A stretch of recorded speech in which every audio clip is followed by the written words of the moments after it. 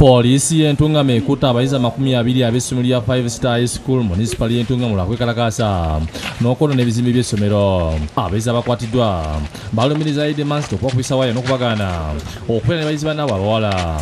When we are standing there, we are beating us that do not stand, you go and attack teachers because we want the girls, and we talk this way, and those who want the girls, they remain this way, and the leaders were Eric and Stuart, they were beating us that we throw the stones teachers who were there. Abamabakanu bajara ngo batuhereze mere ncaci y'umu tukuye ngo tuhaga ngo nduze ngo tuyitenjara mwe ngo nibenda no kuchira. Bano bekalakasizza mu kirekezo olwaleero ko saa 8 nga bakasuulira abasomesa amayinja n'okwasayasa amadirisa ag'ebizimbe by'essomero. Another student also thought that the dosing uses discourages words to the students, like telling them that they will not pass. Abantu bagira ngo unicenda bako yaba strike ngo bajene kishomero ryona abo batakasigara inyuma. Ato ni kuvuga umuntu abari dinjiri aba baheza bakataba bakatusiga.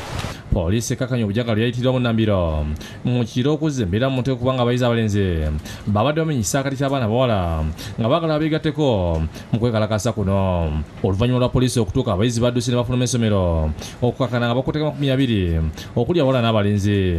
Abayizi abakwatiddwa babiina bya wansi nkyokka nga abasomesa basangidde ku ssomero bagambye nti abalenzi bakoze effujjo mwabadde n'okubakuba abaana abawala. actually complaints that they are overoccupied. That all the times they are occupied, they are fixed, they are in the classes, attending lessons, their programs, they don't have leisure, all that.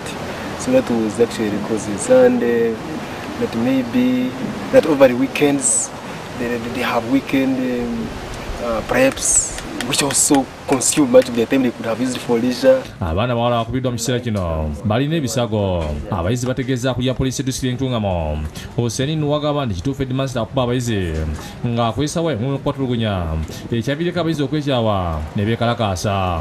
The students say that they are beaten with the black wire and with even many strokes, even exceeding 100. With the black wire. Yes. Who beats them? The headmaster. Is it true? Yes.